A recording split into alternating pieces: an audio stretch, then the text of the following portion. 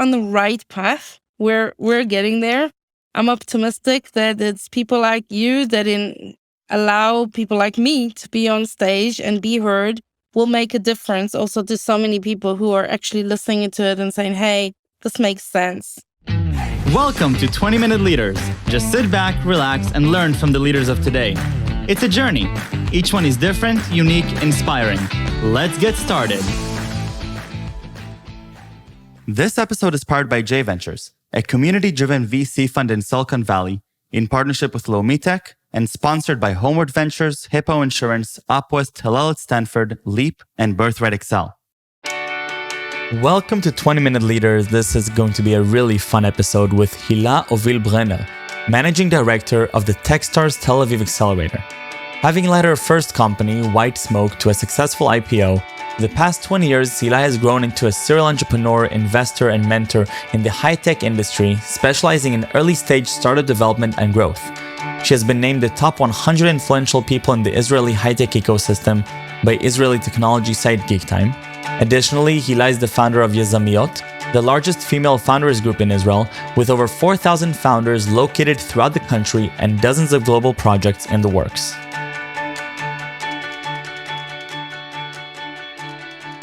You know, you're literally one of the most influential figures in our ecosystem, tackling some of the most important topics in the tech ecosystem in general, as a serial entrepreneur yourself, as a startup mentor, as the co-founder of some of the most amazing initiatives that are promoting women in tech, but literally moving the needle and making an impact. And so I'm looking forward to sort of putting together this perspective of yours and this journey of yours, and then touch on these different experiences and how they fit this puzzle of who is Hilla.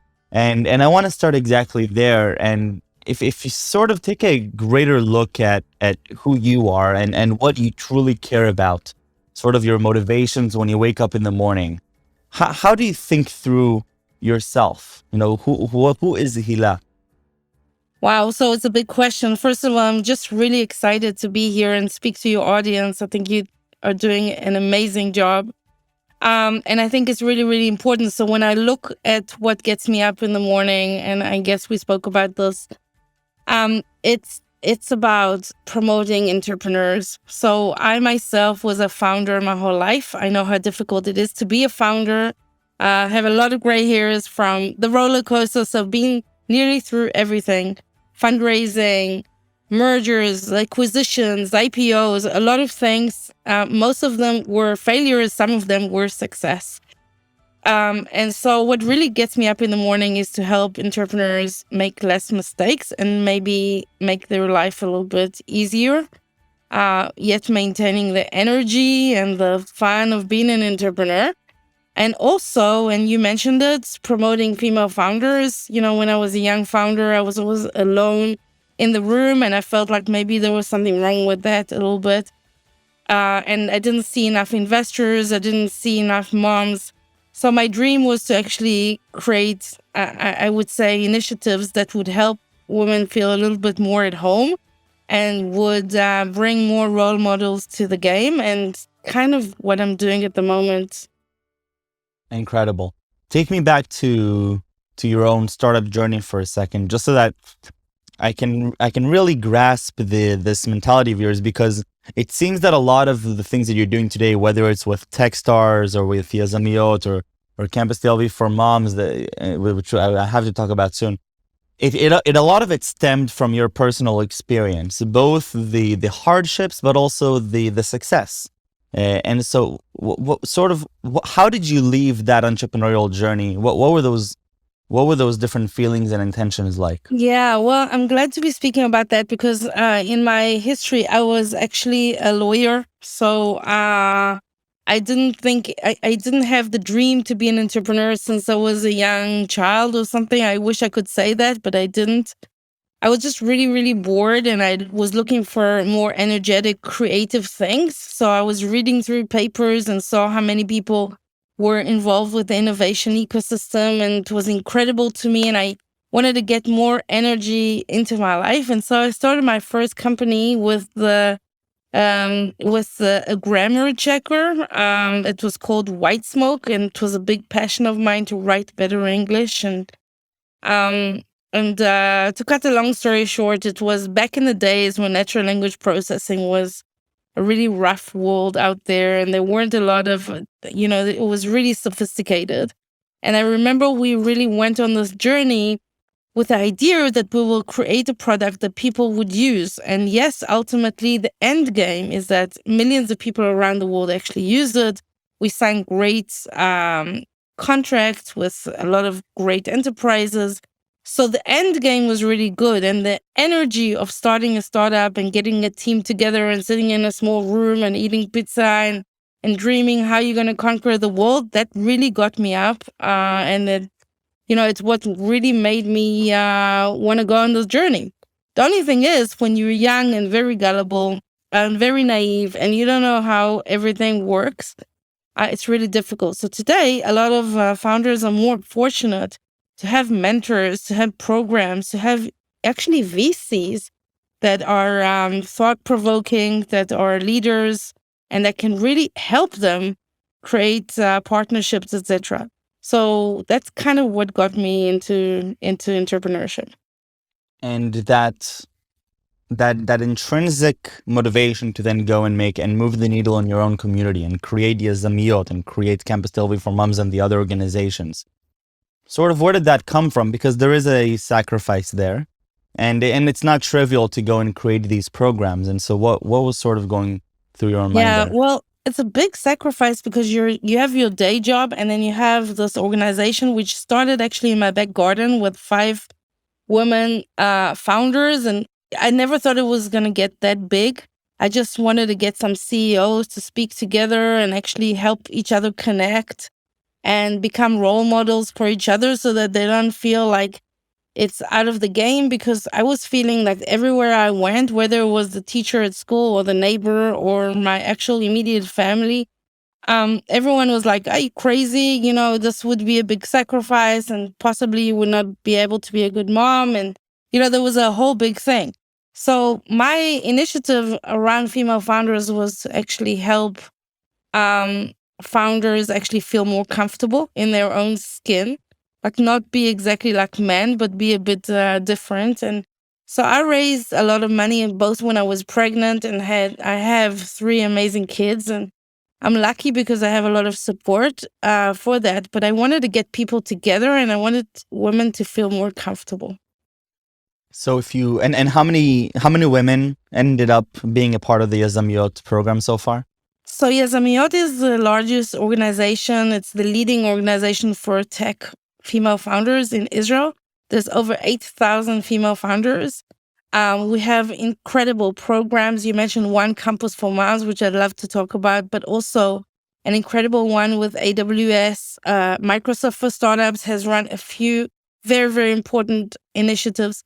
And so the idea of Yaazamiyot, which started off as a small group in my garden, was actually to grow and become more substantial and actually giving tools to women founders. And this is actually what I do at Techstars as well, because I, at Techstars as well, help diversity and inclusion on a global level and on an Israeli level as well. And I try to see as much diversity in my portfolio. So Amazing. I mean, a lot of people talk about diversity in tech today, and probably most people that talk about it don't actually do much about it, but they like talking about it. But I'm curious, with 8,000 members and starting in your own backyard, and having you gone through personally this process even before you had this supportive community, what did you learn? What does it come down to that you think today? If I were to ask you, Hilla, you're in a position of change. What really does need to happen in the field to try and move the needle, not in 50 years, but in 5 years? What do we need to do? That's a really amazing question. Thanks for asking that. I want to say that actually I am optimistic. Okay, let's start with the end. I do feel that the needle is starting to move. It's moving slowly, but it is moving. I'm seeing a lot of very good people trying to move the needle, whether they're VCs, whether they're programs, entrepreneurship programs, and entrepreneurs themselves. I mean, the more female founders, but the numbers are still very low. And the question is, why is it? And everyone has different, answers to this.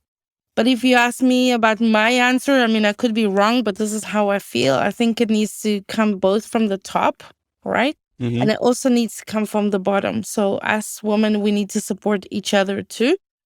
And it needs to come from the top where the mentality needs to change a bit in different places, which it is changing.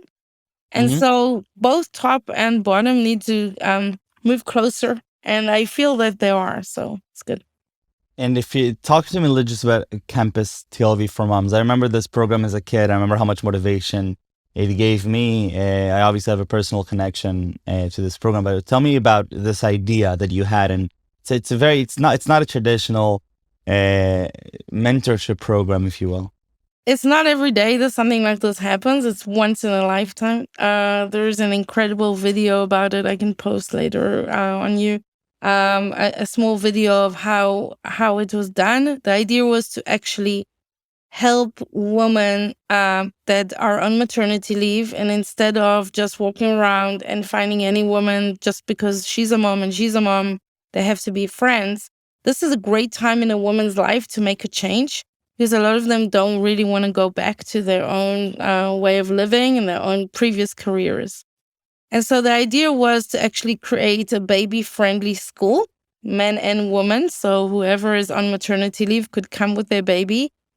We put beautiful mattresses on the floor. And we're very, very fortunate that Google, the Israeli branch in Google, really took this to heart and really adopted this idea and just went with the flow. It was just too incredible for words. We had 7 cycles here in Israel, and Wow. it also became international.